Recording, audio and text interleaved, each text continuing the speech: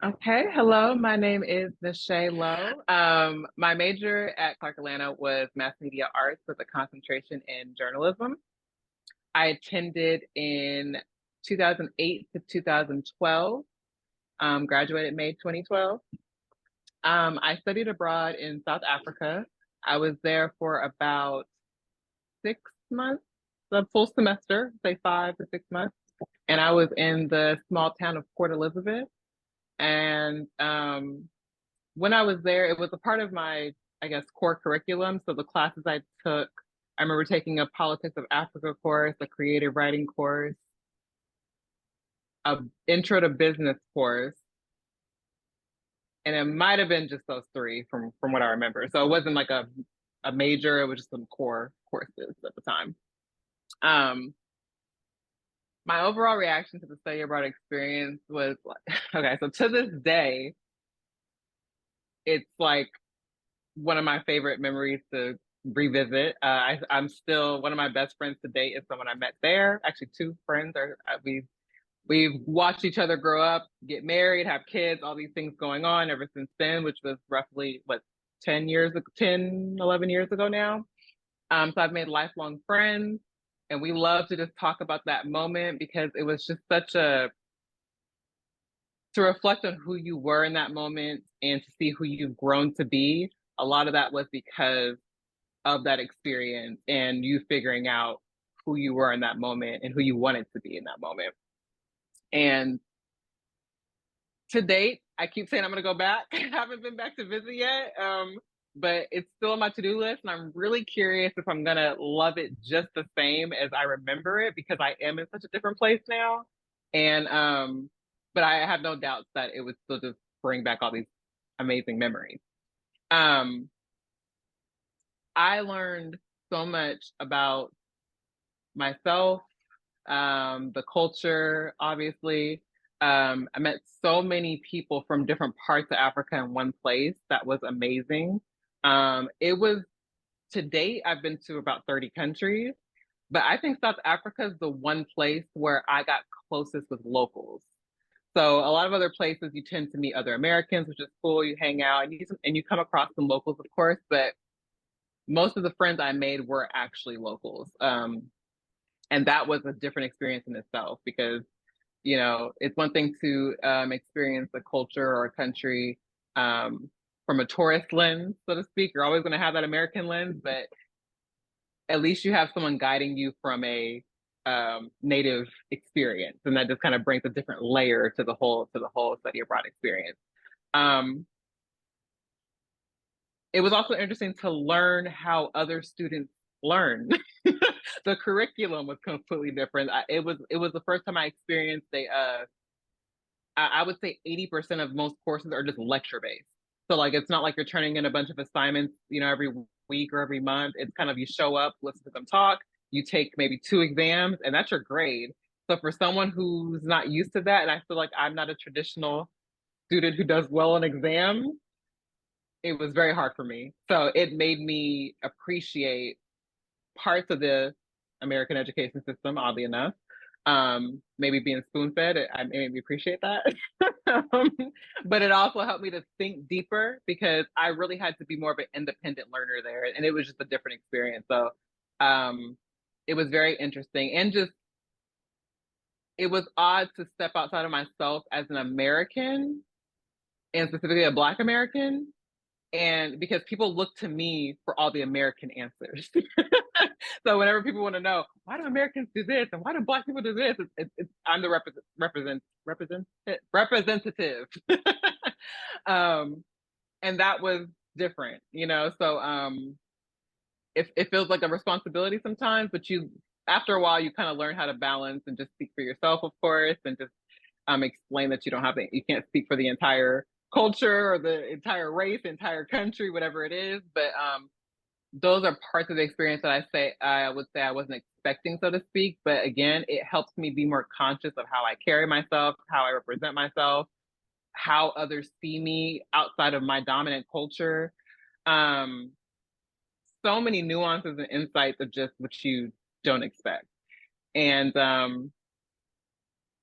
I I've only been there that one time, but it's always been a near dear experience and place to my heart. So there's very few places where I'm like, there's countries you travel to for a while and you'd be like, oh, this was fun.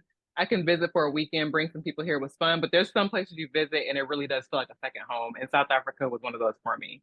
Um, it's I can go on and on just talking about random things from South Africa, but as you can see, I loved it.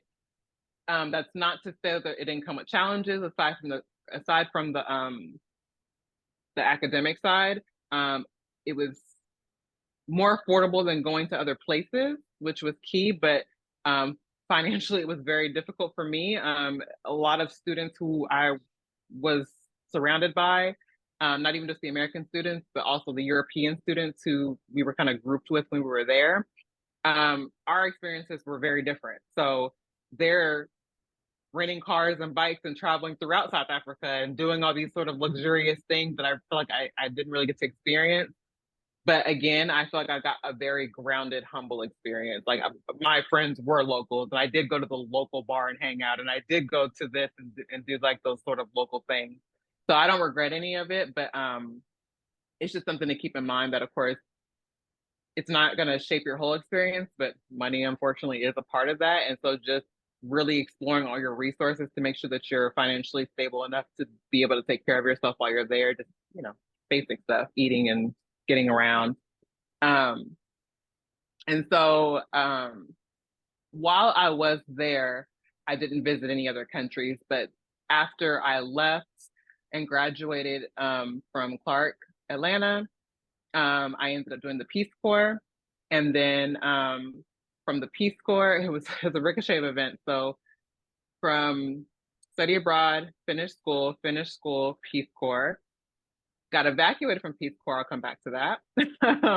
Went back home, did some volunteer work for about a summer, then went to South Korea, South Korea for a year. From South Korea, I found out about a master's program that I also did abroad. And then from there, came home for a year, worked as a researcher, went back abroad to Korea to work for the Korean Commission to UNESCO for a year, came back, and now I'm in my PhD program. So I'll go through each of those. So first, Peace Corps. I learned about the Peace Corps through, it was some sort of informational event they had at Clark Atlanta. I think Dr. Brown told me about it.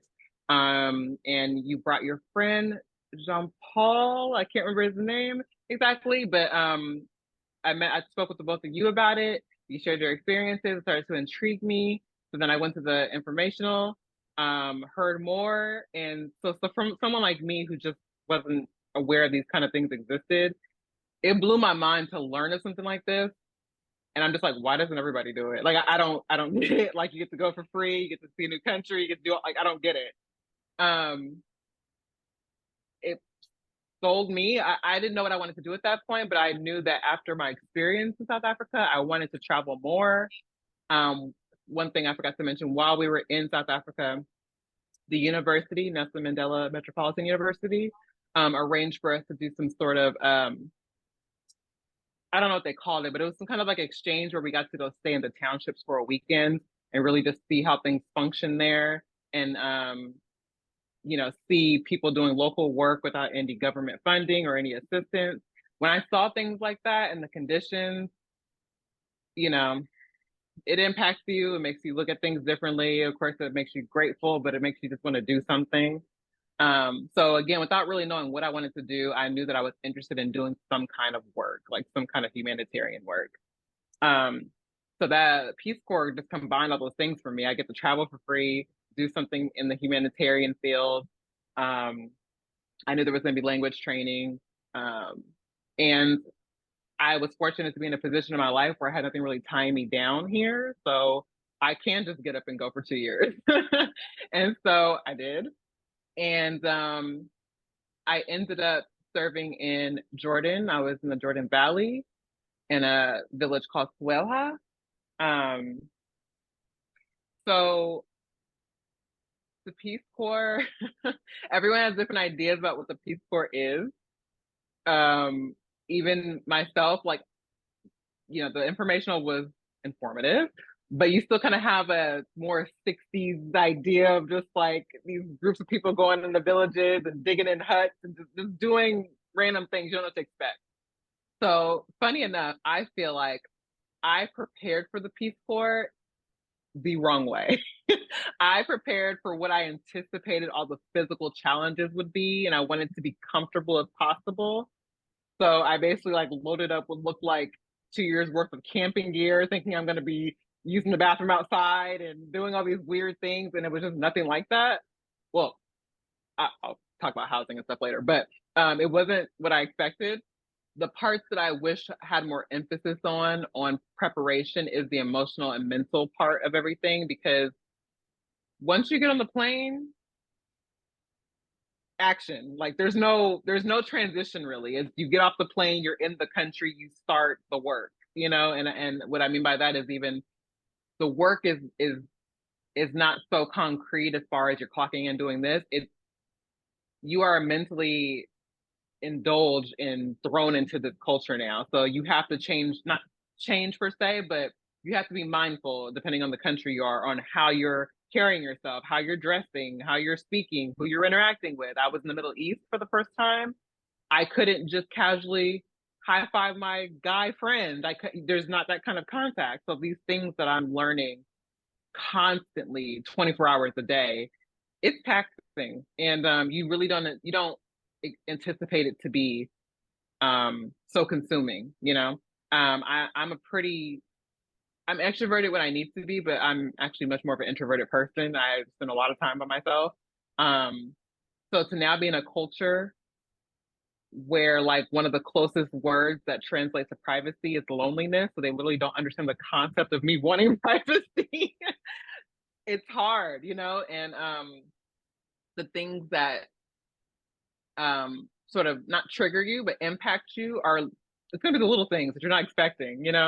um I re- I remember okay, anyone who knows me, I love tea, right? I drink tea like a few times a day. I love tea.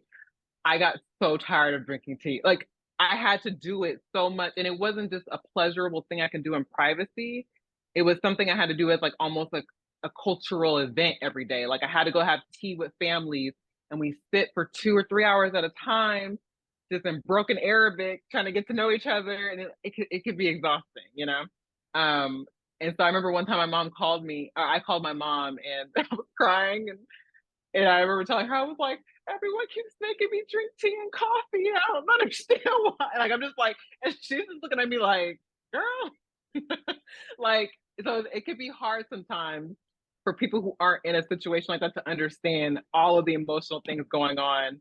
Obviously, it's just about the tea. No, it's about me feeling overwhelmed and, consumed. And so all of these things are going to be happening on the day-to-day basis. And with that, I say, I hope that you have a good cohort that you can lean on for support, because they really are the only other people who truly understand what you're going through. And mind you, all of your experiences are going to be vastly different depending on who's in your cohort. Um, so everything from that to language training is very intense. If I'm not mistaken, I want to say it was like almost like a 9 to 5 job type of thing. It was like an all day thing we did for 3 months straight. Where you get up in the morning, you go meet up with the rest of your cohort in a local village during your training month. Um, do that all day, exercises, you're practicing, talking, studying, all of the above, just to go home to your host family and talk some more in broken Arabic or whatever language you're speaking. So it's a lot. It's a lot. I was lucky enough to have a host mom who was also trying to learn English. And so at least we made it fun, because we would go around the kitchen and point to things and say it in English. I say it in Arabic, and we take turns like kind of learning it that way. And the host grandmother, she used to make it a strong word because deep down I did love it, but she used to make me watch Arabic soap operas with her. That was her thing, like for hours on end. And I wouldn't really understand what was going on, but in context, I put some things together. But it's another way to kind of enhance the language training and kind of make it all fluid and start working together. Um, One thing that was very tough for me, It was a culture that is not shy about making comparisons. So if I was around another volunteer and they were speaking, and there happened to be a few people who spoke really good Arabic before even coming, so they already had language training. Um, and so they'll be speaking and they'll just be like, oh, Derek speaks way better Arabic than Shay. And I'm just like, I am over here like killing myself trying to learn this language, and you're just like putting me down, type of thing. So it could be hard to. Your job there is about building relationships. That's pretty much to me what the Peace Corps is about. It can be hard to feel like you're constantly doing your best to accommodate and assimilate, and you're not being met halfway. But you have to keep in mind that you're the foreigner there. So it's more on you, honestly, and that could be hard because it's just emotionally draining sometimes. Um, so keeping those things in mind will just give you peace of mind, really. It doesn't make anything, I would say, easier, but it just gets you through it, so to speak. Um, One thing that I think a lot of people need to realize about Peace Corps, well, at least from my experience, and they do kind of tell you this in the beginning, depending on, I guess, where you're placed. I just mentioned that I think it's more about relationships. So I think a lot of people go in with really good intentions and think like, I have 2 years, I'm gonna do this project, I'm gonna turn this community around, I'm gonna do this, I'm gonna do that, and this whole sort of I'm gonna change the world attitude, and that's an amazing attitude to have. But then they also tend to leave disappointed or depressed when you don't get to either A, finish, or B, you just see it didn't turn out the way you thought it would, or it stops running as soon as you leave, or there's just so many things that can happen. And so sort of being able to detach from the end product itself and attaching yourself more to the journey of it all and to the relationships that you're making while you're working towards this project. So of course, still give your all to the project, but just let go of what you think it's going to be. Um, I think is a really solid piece of advice I wish I would have had. Um, but to a certain extent, I'm more relationship based anyway. I focus more on that type of stuff. So yeah, I think as tough as certain parts of it was for me, and I'm not gonna pretend like it was really tough for me sometimes. I cried a lot. I'm not gonna lie. And I think I'm a pretty resilient person, but there's sometimes just so much you can take, and not even take as far as like it's not that anyone's doing anything to you, but it's just a lot to take in all the time, and it's so different. You might be placed in a country obviously that's not as different as the United States, but I mean, Middle East, United States, culturally speaking, pretty opposite cultures. So it's a lot to take in. It's full speed. There's no tiptoeing into anything. You're just in there.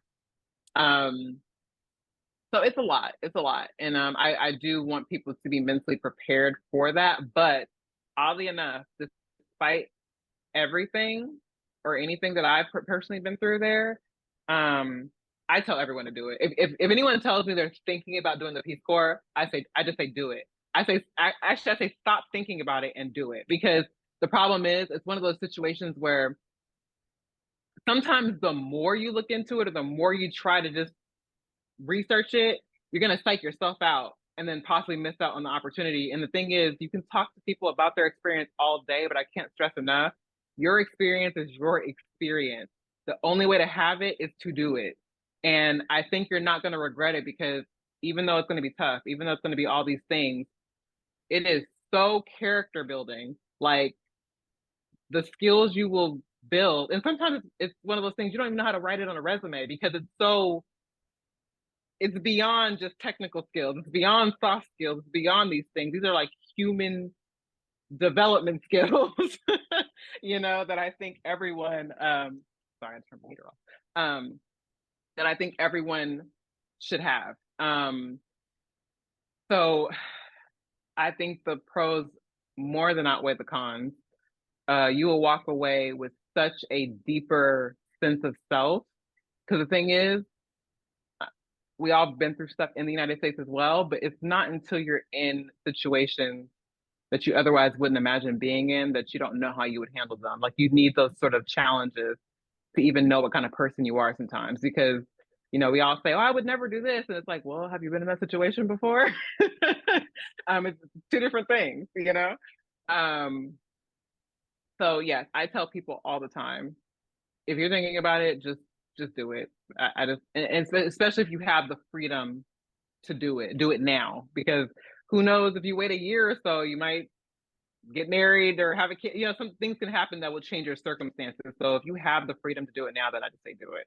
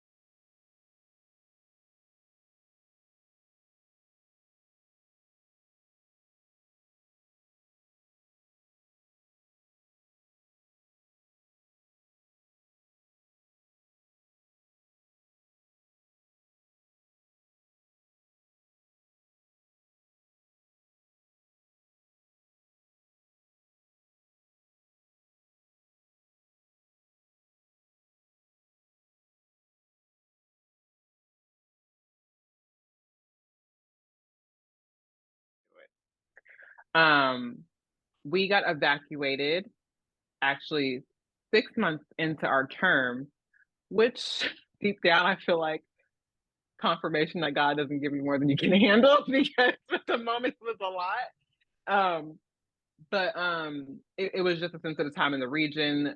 ISIS was very present. Even where I was placed, my village was closer to the Syrian border. There was just a lot of things that escalated in a small amount of time. And so we literally had 48 hours to go pack up our houses, explain to our communities and employers in broken Arabic why we're leaving without offending them. It was a very emotional time. And again, putting myself back into that moment, everything I mentioned, this is still the height of everything. So I was still going through all of these emotional things. And you would think that my response would be relief that I was leaving.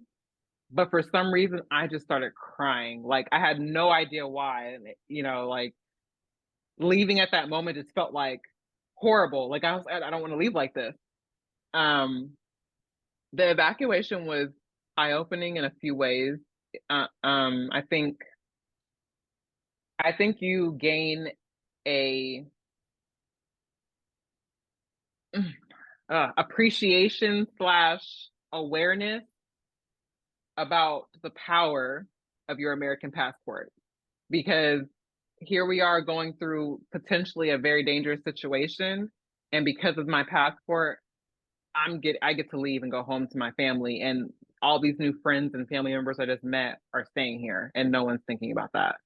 And that was kind of heartbreaking to me because I'm like, well, what happens to them, So you're grateful for that privilege, because of course I want my family to be okay too, and I want to go back to them. But it's also just sort of like I, the only difference between me and them is just where we were born. I just and that's out of our control. It's like so it was, yeah, that left me with mixed feelings. Um, and again, leaving things unfinished cannot that doesn't feel good for some people. I'm one of those people. I don't like that. Um, and then just the fear set in of what's next because the planning for this involved me giving up my apartment, my car, the preparations I made to come for this 2-year journey that got cut short, and I felt like there was not really a lot of help to help me readjust coming back besides a small stipend, which grateful for, but only that so much. um so that was all eye opening, the whole evacuation experience. But um again, I think again the stories I can tell with just being there for 6 months, it felt like 5 years. So and I said that to say that like it's intense. So like time is a weird thing. Like it feels much longer than it actually is sometimes. So, um, yeah, after the Peace Corps, I went home and did some volunteer work while I try to figure out next steps. And the thing is, when you start doing programs like this, study abroad, Peace Corps, etc., you just start meeting other people who have similar interests who I don't know where they get their information, but you just start hearing about other programs and other things that I didn't know existed. So I remember finding out about teaching English in Korea. Okay, let's see what that's about. Now that I have like a year and a half to fill that I plan to be gone for. So I ended up applying to do that. And then three to 4 months later, I was on another plane on my way to Korea.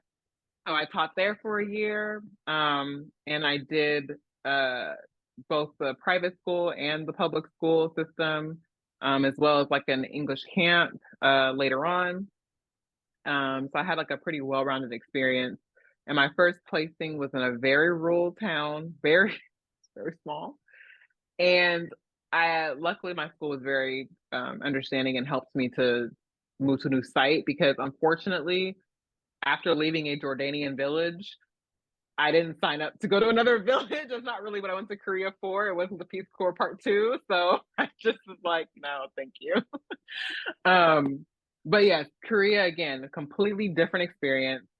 I would say a little more adjustable than certain aspects of living in the Middle East, just depending on your preferences. Um, and again, not always easy. Definitely not. There are big cultural differences as far as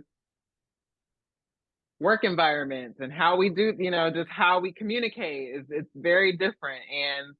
And I will say for both teaching English in Korea and in the Peace Corps, one thing I forgot to mention, um, one of our supervisors or coordinators, for lack of a better term, they explained that like when they were saying don't be attached to your project, they're like, you have to understand that you're what we like to call a trophy monkey, meaning like at the end of the day, it's not really about what you're doing here. People are just excited there's American here. They want to come see you and take pictures and touch your hair and do this. And like they're just excited to see you. So you are the little like performative almost monkey here.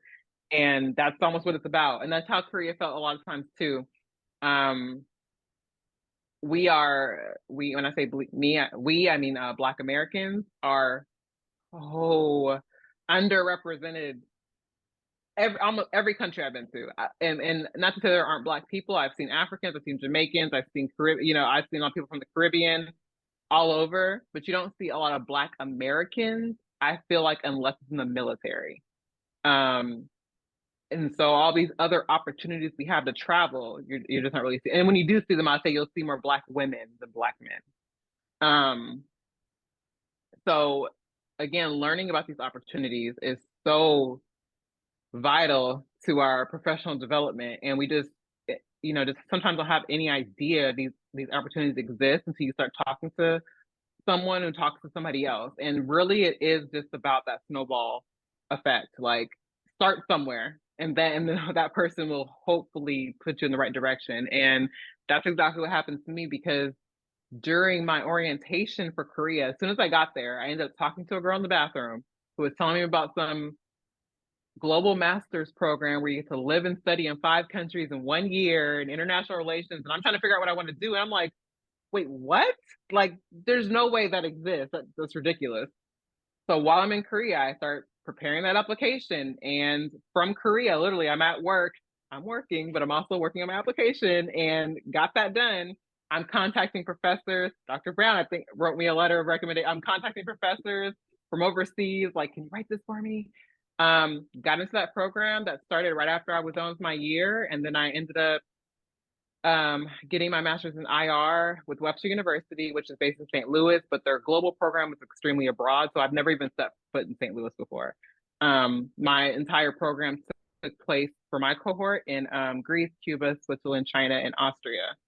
Um, and so after Korea, that was the next year for me. And it was more than I can, I couldn't believe this was like my life right now. Mind you, student debt is very real. I'm not going to lie about that.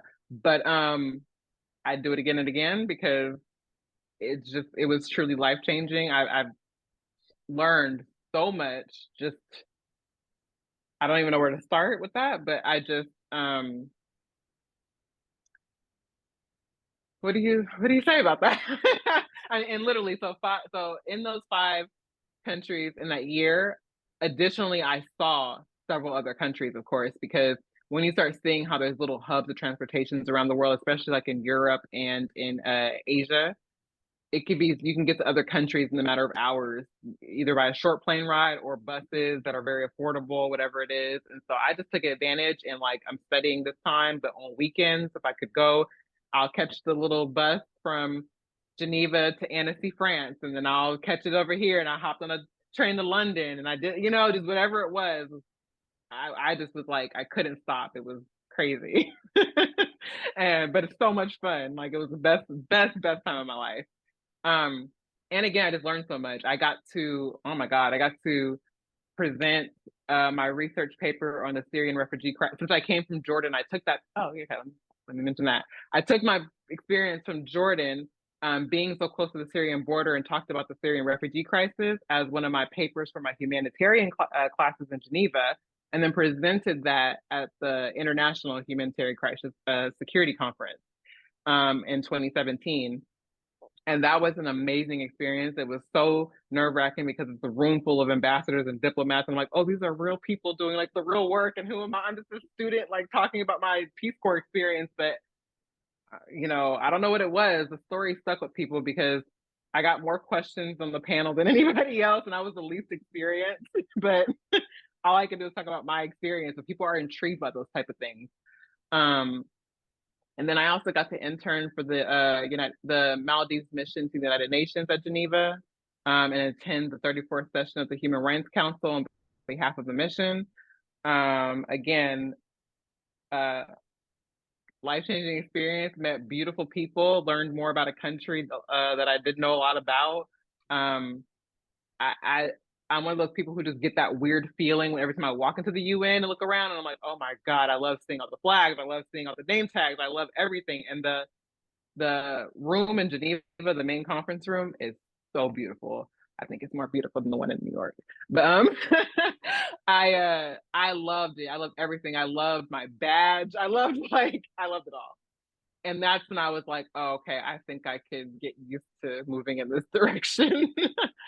um and then so after that, I ended up taking a job with the Korean National Commission to UNESCO, back in Korea. So then I ended up going back for a year, and initially I took a lot of what I learned from the internship in Geneva, because we were in a lot of the curriculum for the UNESCO job was based on UN values. So I was taking a lot of what we did there and turning that into English curriculum to teach kids during summer camps. Um, so everything in one way or another was sort of tying together in a weird way and sort of just leading me to the next opportunity. It was really bizarre. And I'm a planner. Like I'm the type of person that's like plan A through past like double Z. And I have learned I love to plan because I think it just makes me feel more comfortable, like a little more in control, and it's proactive.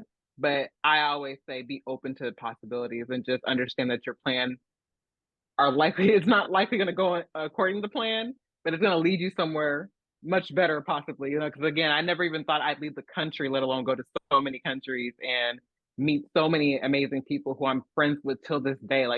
It's something about people who travel. It's a different kind of spirit. Like I've literally, it's so bizarre. I've literally been in Greece now, like not, so I studied there, but then when I went back to visit again, and had somebody yell my name, and I'm thinking, who knows me in Greece? This is so weird. And it happened to be a girl from Macedonia who I worked with when I was in San Francisco, like because we had a Europe exchange program. So, and then I was in Croatia, and someone happened to see me check into a coffee shop there, and I forgot he also worked with me in San Francisco, and he was like, "Oh, I'm in Croatia." And we met at the coffee shop. And when I'm in Amsterdam, a friend saw me, and it's mind blowing on like how big yet small the world is. But it's like the best feelings in the world when you start really having those international connections. Like I know I can go to Korea now and know that I have someone to call and crash at her house, or it's those weird those moments. Um, and as I graduated from my master's program,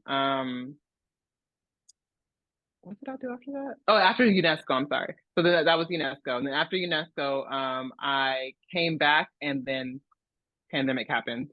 Um, so it took me about a year to get everything in order for me to start my PhD program. Um, which I think Dr. Brown helped me with that letter as well. Dr. Brown's always been in the background, like he's just working. Um, and I finally got into my PhD program and have been in it for this is my third year. I'm actually planning to defend this summer, 2023, if all goes well. Um, and while I'm doing my program, I'm also working as a teaching assistant at the school, teaching American government this semester and international relations next semester, which is I got my master's in IR.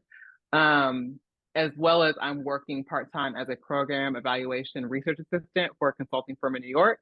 Luckily, I'm working remote, so I love that. So I'm really using all these skills in different ways. And um, I've noticed along the way, it's just a couple things people are impressed by when they look at my resume and through interviews I've had over the years. I still don't think people always understand what Peace Corps is, but when they see that in your resume, they just want to hear about it. It's just tell me more about that. Um, and of course the UN. So all those international experiences, people love to hear about that because it speaks more to the skills that like I think we're all getting to a point, especially after the pandemic, where we realize most technical skills are teachable. It's those character uh attributes and those attitudes, those attitudinal, things that matter most. You have somebody with integrity who's dedicated, who has passion, who's cross cultural competent, who has emotional intelligence. Those things that like are just again those social development skills that you get from these types of experiences that are almost impossible to explain on paper. That's what you're building, and that's what people are really looking for most, I think, in good employees. And everything else you can learn. So learn how to sell those points, um and sell that passion and just really tell those.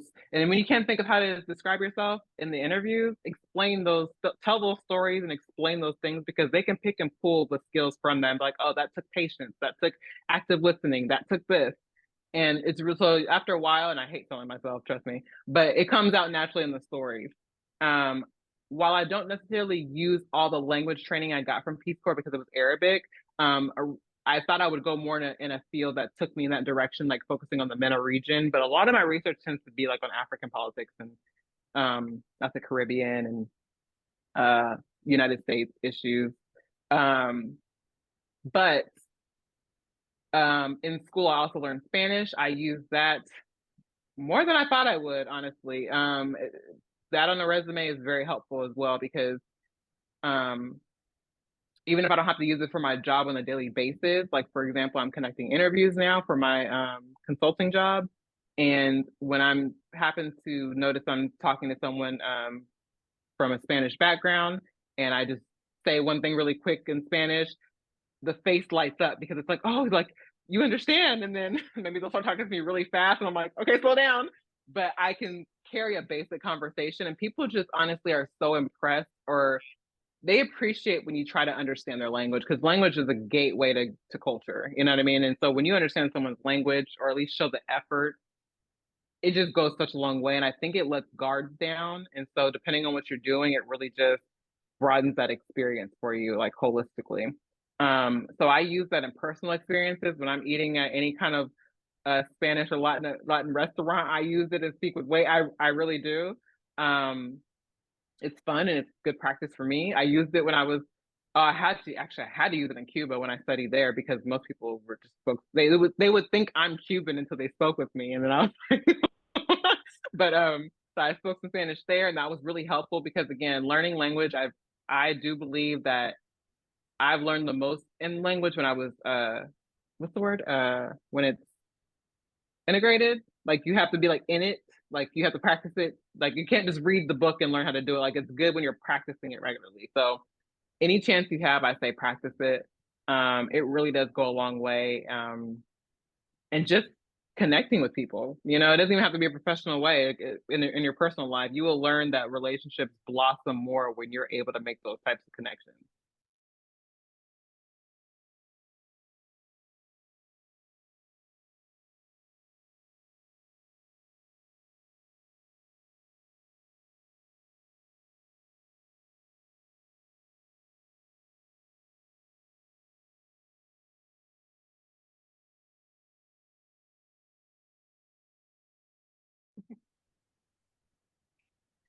So all of these experiences have brought me to this current point in time where I am earning my PhD in international conflict management at Kennesaw State University. And I am interested in exploring collective identity and the evolution of that identity, and sort of the whole overall ecosystem of allyship and how that impacts in group identity. And I'm doing that by looking at different social movement groups in the Atlanta, Georgia area and getting different perspectives from members at different levels within the group, whether they're supporters, donors, organizers, whatever it is, getting insight into their specific individual experiences with the group, what brought them there, and sort of exploring those perceived changes over time as their movements have expanded. And so, again, all these experiences have contributed in a collective way to get me to this point. I'm excited to see what my next steps are. I really don't even know. I'm trying to trust the process and just hope that soon I'm going to go to the bathroom and hear about a new program and just do that after. But, again, all of these different pieces have played such a big part in molding me in who I am today, shaping my interest to even do this degree because for the record, I had no intention to even get a master's, let alone a PhD. So what happens is again, as I'm going through these different experiences, I'm learning more. And then the more you learn, the more you realize you don't know. So I wanted to, you don't know what you don't know. And so I wanted to come back and for me, I'm a very my approach to conflict and which I think is a natural part of the human experience. So it's always going to be there. So my approach to conflict is more preventative. And I like to get to the root causes of things, and I'm a big picture thinker. And so for me, I'm taking the experiences I've done, like Peace Corps and community development and these types of things, at the grassroots level. So taking those experiences and trying to bridge that gap between the theory and the practice of things so that we can get more holistic approaches and best practices towards social change. And so that's what my research really aims to do is to literally be informed by the literature that has done the studies and the peer-reviewed research on these types of phenomenons and attempt to explain it through theory, but then explore in real time the lived experiences of the people on the ground doing this work across different identity-based movements. Because again, everyone's experience in the same movement is still going to be different. And so really trying to get those nuances of what brings people together towards the same causes and trying to find those best practices so that we make sure when we're trying to help each other, we're actually doing that and not doing more harm than good. Um, and you know, intentions are one thing. What sort of matters sometimes at the end of the day more is what is being done. So I think really getting to the root of those approaches is key towards sustainable policy changes. So that's the research I'm doing now. And again, hopefully I'll be done this summer. And we'll see what's next.